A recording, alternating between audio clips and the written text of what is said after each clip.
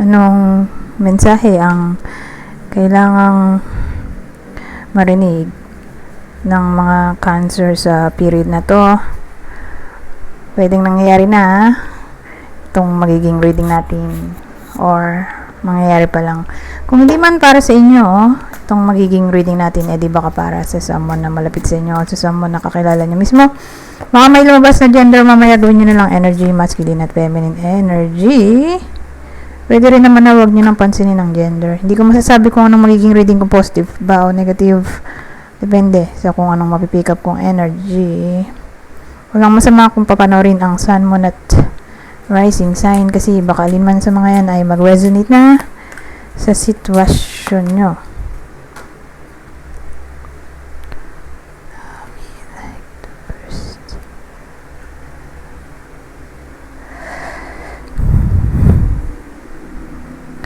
So game, magsimula na tayo. Bago nga pala tayo magsimula, general prediction to, okay?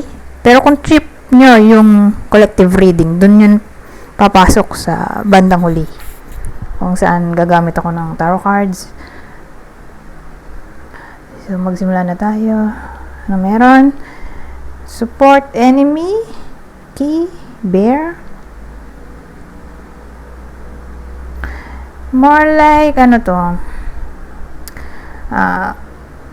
May someone, whether kayo or kakilala nyo, mangungutang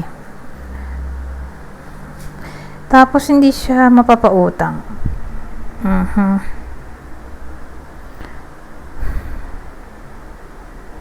Kumbaga in times of crisis wala siya, or dun niya nalaman in times of crisis na fake pala tong friend niya. And the thing, dun papasok yung enemy. Parang nagkaroon na clarity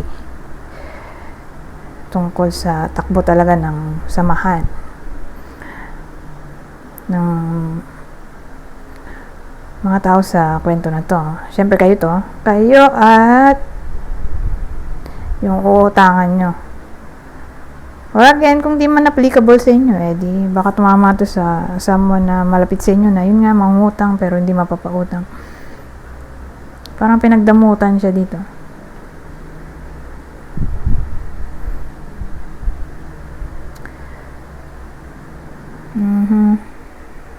Ngayon, ibang case ay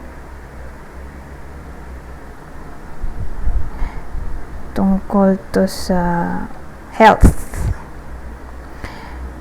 Parang hindi niya kayang suportahan ng sarili niya in a way na hindi niya makayanang mag-diet, mag-exercise, ganyan. Hindi niya masuportahan ng sarili niyang health. So, pwedeng ganoon din yung case dito. All about health. Kanina money, diba? Ngayon health. Pwede rin tong career. May realization tungkol sa enemy. Saan papasok yung enemy? Dun nga sa career.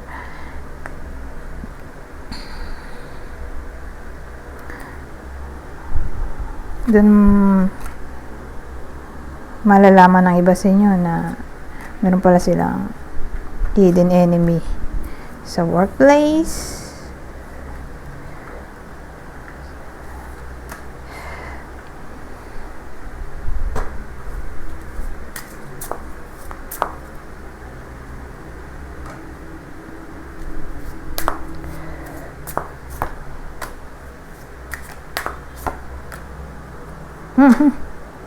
May Leo tayo, Cancer tayo.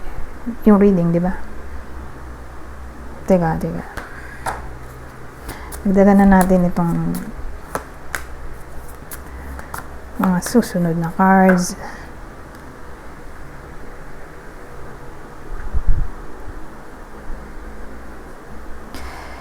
So, sa case na to, may Leo nga. Leo accident. The Tower tree. The tree. So, dahil may Leo dito, so, Maaaring tamaan itong reading natin ay Cancer, di ba? Cancer na may Leo sa Sun, Moon, Rising sign. Okay? Saka crosswatcher. May crosswatcher din kasi. Ngayon, kung wala talaga, as in purong Cancer lang kayo, walang halong Leo sa Big 3, na sinabi ko ang Sun, Moon, Rising, di tatama to sa kakilala niyong Leo. Accident probably sa workplace to, sa building. Malaki yung company parang second floor, third floor, ganon. May floor, iba pang floor, hindi siya yung first floor lang. Pero more like sa company to.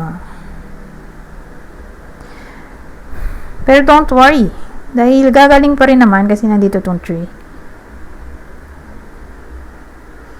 Or kung dito literal na building, edi sa government place,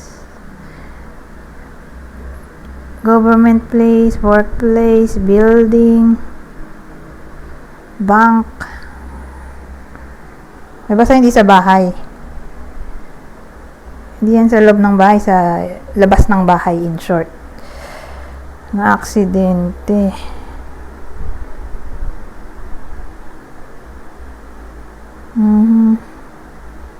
Pero again, gagaling pa yan. Hindi naman malala. Or maagapan pa. Kung sakasakali man. Malulunasan pa. Okay? Hindi ba ko na agad? Kasi, pangit nung pangit yung lumabas ng cards. Sino may gusto ng ganong reading? Diba? Kaya lang, hindi ko nga alam kung anong lalabas Re-relay lang ako sa mga cards.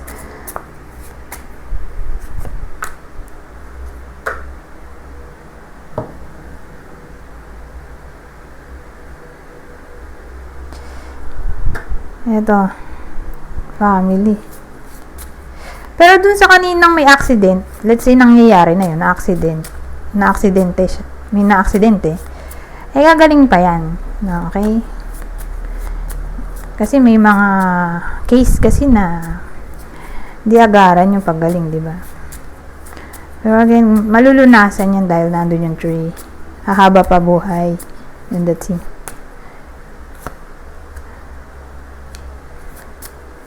Pero kung nandun yung site, wala na yun, diretso langit na.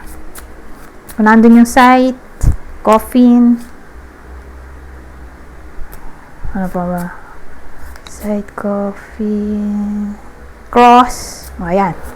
Medyo alanganin na yun. Diretso langit na siguro. Pero again, tree yun Tree yung kanina. Yung dulo dito sa part na to. Hindi ko na hanapin. So, gagaling pa nga. Ngayon, Abi, family, Zaman, the stars.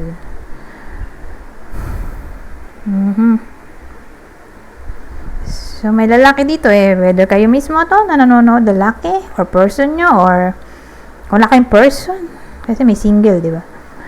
Di kakilala nyo to, lalaki. Ngayon, kakasal na siguro siya. Pero applicable lang to dun sa pamilyado na. Kasi, may iba na, tawag dito, may anak na, bago ikinasal, ito. Ganun, sa case na to, kasi may iba na, walang anak, di ba? Usually, yun yung tradition. Walang anak, tapos kakasal. Ito sa case na to, may family na, ibig sabihin, may anak na sila, or nabuntis, kaya nagpakasal. Magkaka-family na, or may family na talaga. So, ganun dating. Nabuntis, kaya lang nag-decide magpakasal, pwedeng ganoon.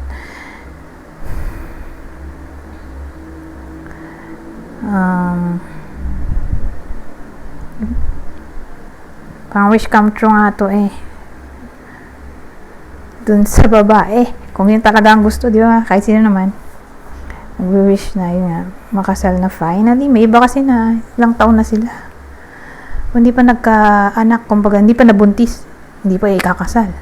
May case na gano'n, 10 years na sila, lampas pa nga 10 years. Hindi lang nabuntis, hindi pa rin ikakasal, Diyos ko. Pero ganun dating dito.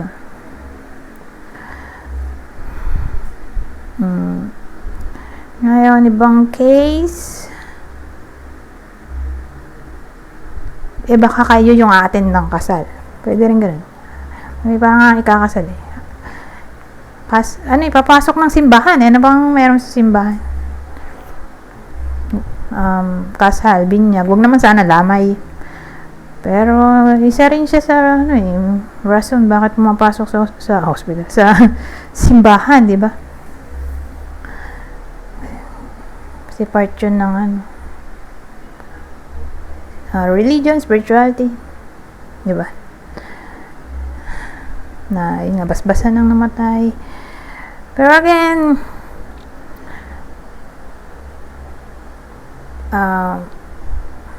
baka i-invite kayo, tapos pupunta nga kayo sa simbahan, or baka naman may magyayaya sa inyo na umattend ng mass, holy mass. Pwede rin ganoon, pamilya nyo, o baka tawag to, tuwing Sunday yung buong family magsisimba, baka maisipan. Pwede rin ganoon. Kasi magiging intention card. Na yun nga, magsimba.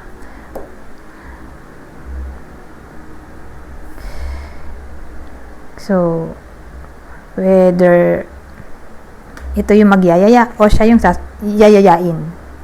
Sasama lang siya, gano'n.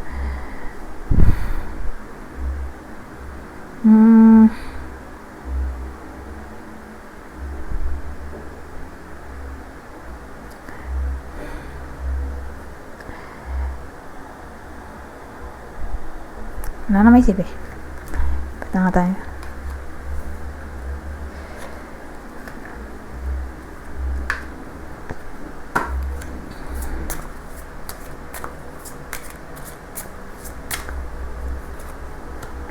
Oh, the man's wish. Cancer.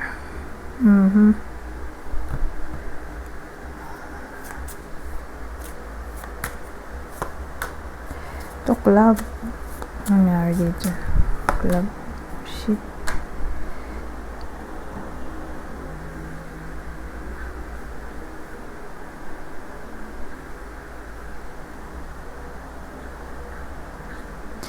Oh, may ano naman tayo dito. Ibang zodiac sign. Kasi diba tayo?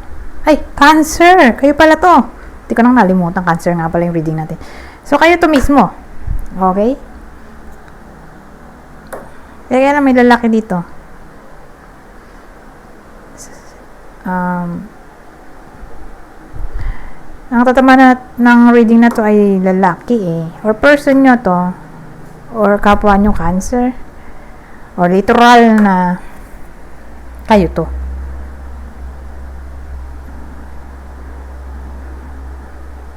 Regardless kung anong gender. Pero the man's wish. Na-word naman ito. Tapos may club oh. Kita nyo naman. Conflict, opposition, drama. Ito ship. Travel, adventure, journey.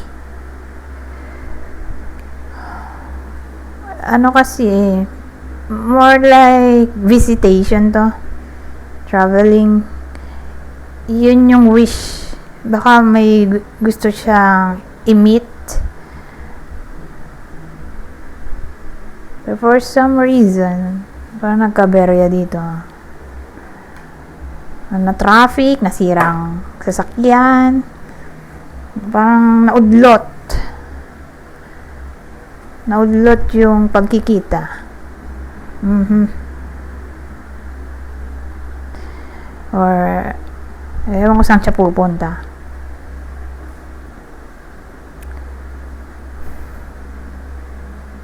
Pero again, malaki ang chance na di matuloy. OMG.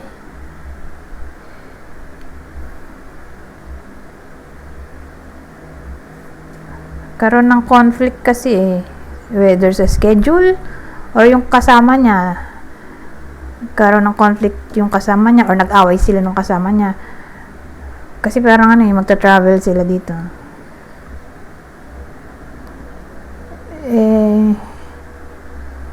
Again, mukhang di matutuloy. Or hindi man literally hindi na talaga, baka ma-postpone lang.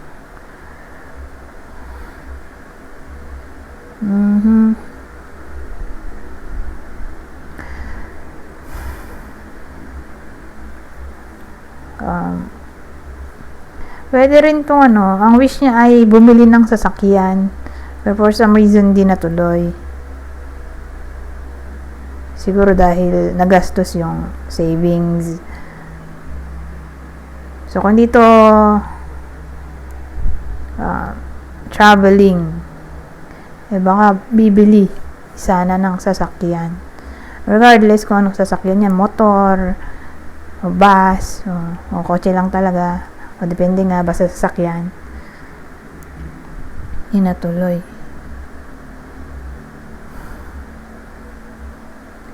Pero yung iba kaya lang wish sabi ko sana mata-traffic, kaya lang man's wish. Baka ang wish niya ay tuloy-tuloy na traveling na walang traffic. Yung kumbaga ang wish niya ay di siya malate. Kaya na malilate siya dito. Kasi may iba na kailangan di na talaga malate. Or else, masususpend siya. Kasi ganun may mga company na mahigpit sa oras. So, pag late ka, nakatatlong beses ka ng late, pang-apat na late, dun ka na kakaroon ng violation. So, ganun. Siguro nakailang violation, nakailangan na siya, late. Pangatlo na. Ngayon, kung pang-apat na, example lang. Ayun, dun papasok yung dapat maiwasan niyang hindi malate sa period na to. Kasi nga, or sa month na to, kasi nga kakaroon na siya ng violation. So case to case basis, talaga ang wish niya ay hindi malate. Kaya lang malaki chance na malilate, di mababiolation na siya dito. Yung lalaki lang yung tinutukoy ko. So kung ganoon na may chance na malate, di agahan para hindi mangyari, diba? Agahan ang pasok. Ngayon, ang wish niya ay maka-recover or maka-move on. So, ewan ko kung sinong kaaway niya. Pero, wala hindi pa rin siya makaka-move on dito.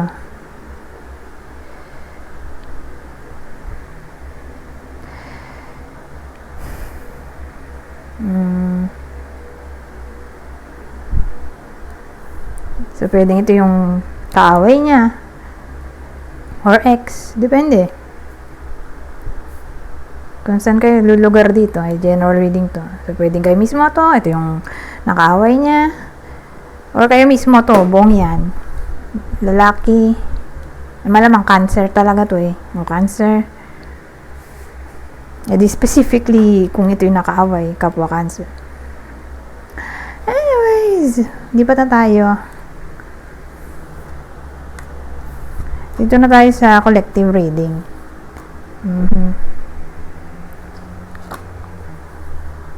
Teka.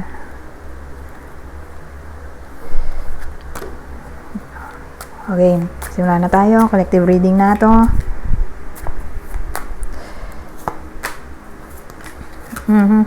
Ten of Swords,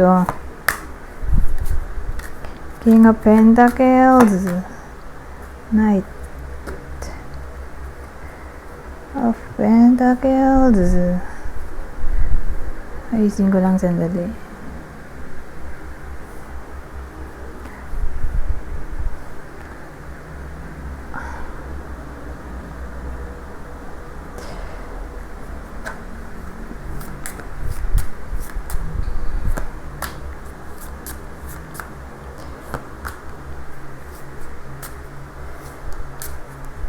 Mga kwento dito.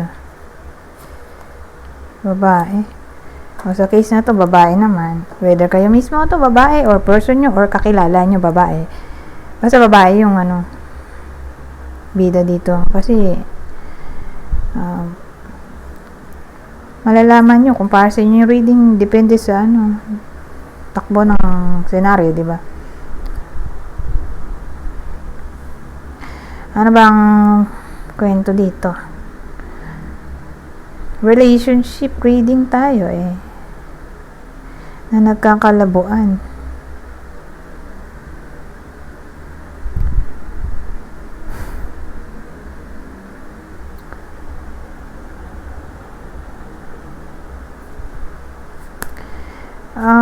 Ang dating sa akin may mga taong nakaka-influence kung bakit may crisis dito. Okay, yung crisis umiikot sa relationship. Kumbaga may other people na nakaka-apekto sa relasyon. Whether nangyayari na to o mangyayari pa lang, pero dagdag tayo ng ibang information.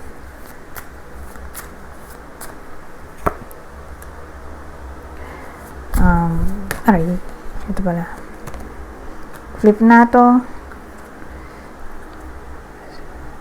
Two Pentacles. The Star. At 6 of Cups.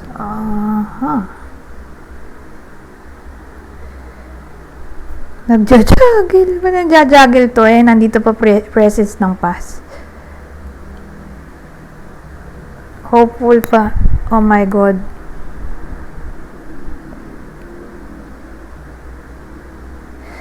Well, ang dating sa akin, may presence ng third party. Bukod pa doon sa third party na ang dami ng fourth party na ba to?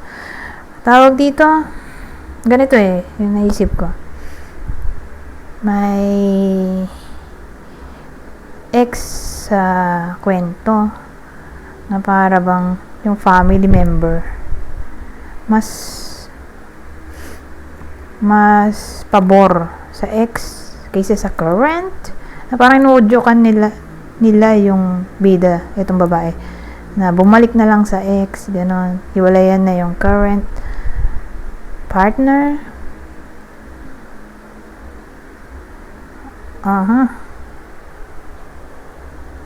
Yung dating dito, parang ayaw nila sa current partner at ibinubugaw nila tong babaeng to sa ex.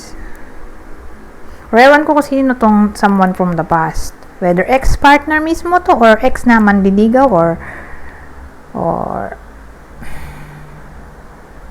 tawag dito, ex-friend or kababata. So someone from the past, ibig sabihin na-meet na niya to or malalim yung pinagsamahan. So yun, kababata, schoolmate, ex-friend, ano pa ba, dati manliligaw, or ex na talaga. Yan someone from the past na ibinubugaw ng family member. Dito sa babaeng to, sinasabi nila na iwalayan na yung current. Kaya naguguluhan tuloy siya dito. Nag-juggle siya dito, ibig sabihin, type niya rin tong someone from the past. Kaya lang di siya makapag-desisyon kasi nag-juggle nga siya dito.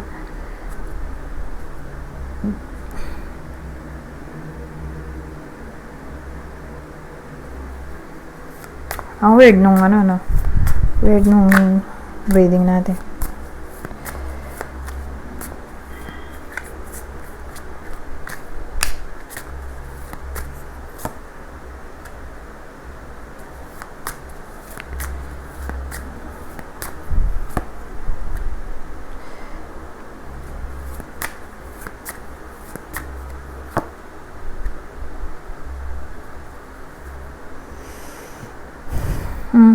So, meron tayong Page of Swords, the Fool, Queen of Pentacles.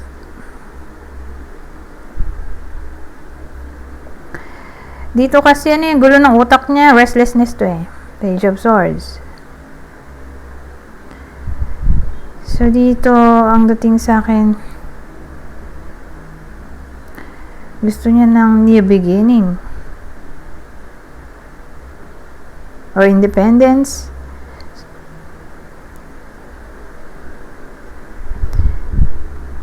Parang rebelde siya dito. Pero ang ending natin, Queen of Pentacles So, although naging ganyan siya, medyo rebellious, tingin ko gagawin niya pa rin yung sa tingin niya ay nararapat, at ang nararapat ay balikan or piliin ang current partner. Kasi Queen of Pentacles to so yan babaeng matured, mag-isip, responsible. So, nung una, medyo immature siya mag-isip. Pero magka-come up siya sa conclusion na maging accountable sa kanyang bawat action na gagawin. Then dating dito,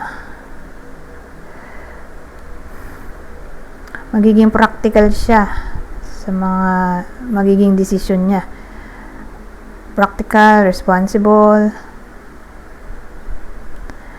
At yun nga, ang tingin ko,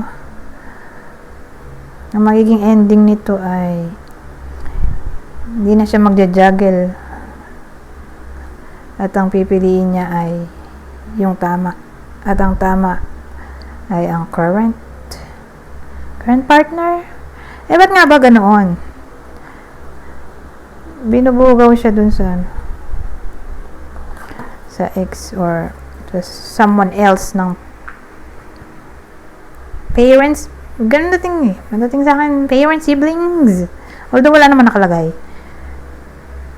Pero ang vibe ko sila yung gumugulo sa isip ng babae dito. Nagpapagulo. Kasi sila lang naman yung mas malapit, 'di ba? Alangan ng friend. Pwede rin, pero kung friend versus family, tingin ko family pa rin syempre yung matimbang. So sila yung nakaka-influence sa decision making nitong babae. Pero bakit nga ba parang ayaw nila dun sa current, na parang nirereto siya sa iba na kakilala na niya mismo. Kasi someone from the past di na-meet na niya.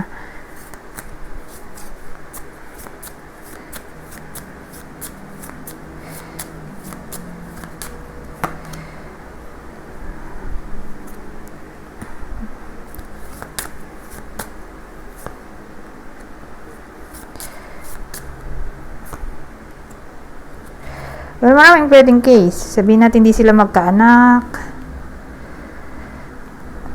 Yun unang case. Hindi sila magkaanak. Kaya hindi pabor yung family dun sa current. Matagal na siguro silang magkarelasyon pero wala pa rin anak. Yun yung una. Pangalawa, hindi nakikitaan ng family yung lalaki na asenso yung anak nilang babae sa partner niya. Yan yung pangalawang version. Feeling nila walang pangarap. Pangatlo, at last na, maliit yung kita. Parang feeling nila hindi deserve ng anak nila na ganito lang yung pamumuhay, na parang nag-expect sila ng magandang pamumuhay, lifestyle para sa anak nila, pero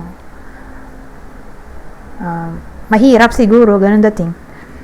Ganun dating. Minamata nung family, yung lalaki.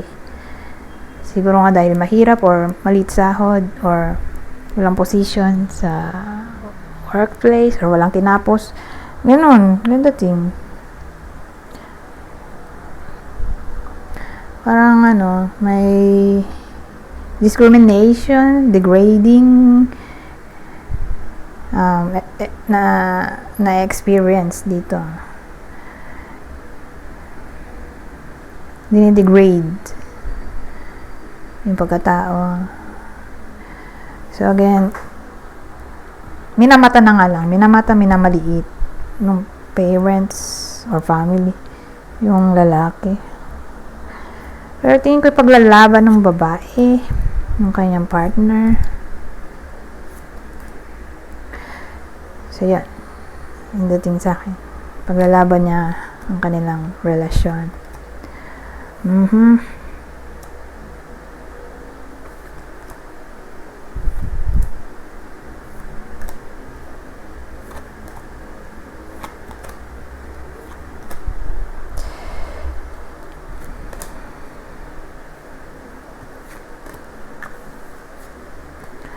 So, lagay tayo ng advice. Anong general advice or prediction sa ganitong klaseng sitwasyon? Babasahin ko na lang para mabilis. Kunin nyo lang yung mensahe na sa tingin nyo ay fit sa sitwasyon nyo. So, sabi, express your creativity with compassionate emotion.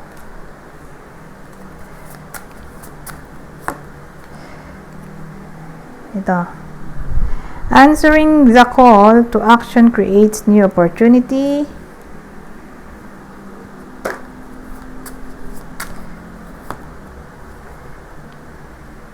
Ito.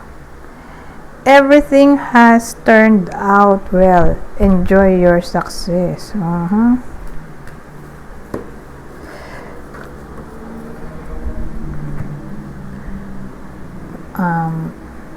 Dito naman tayo. Ano bang dialogue ko dito? Possible partner ng Cancer sa reading na to. Leo ulit. Aries. So, possible partner ng Cancer sa reading na to ay Leo or Aries. Specifically, Leo. Dalawa kasi. Leo. Sabagay, may Leo din kanina, no? Sa prediction natin. Ito. Leo ulit.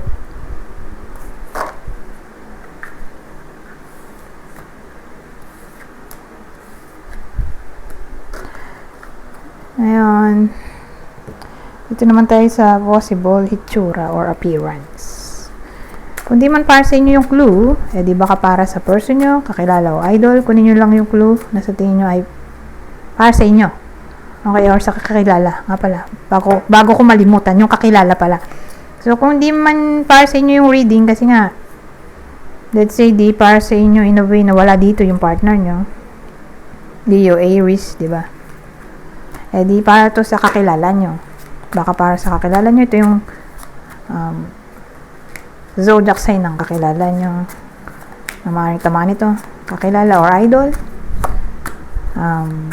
Gemini, Capricorn, Gemini ulit.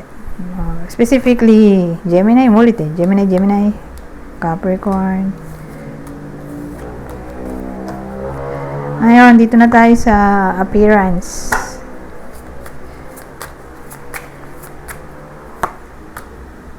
So, may someone na may wavy hair.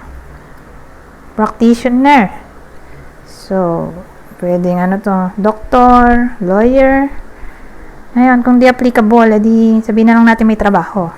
May someone dito may trabaho.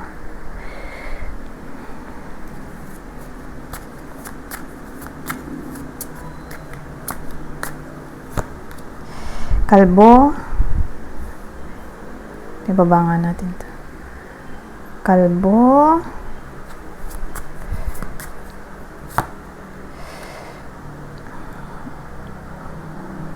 Straight hair.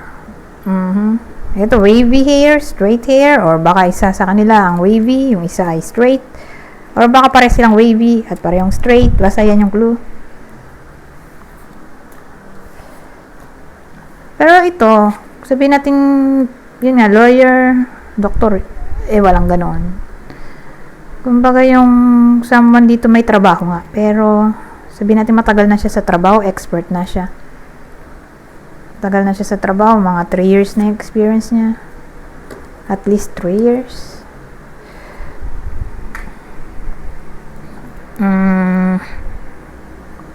Dito na tayo sa huli. Babasahin ko na lang tong part na to. Bali, general advice at prediction to regarding love.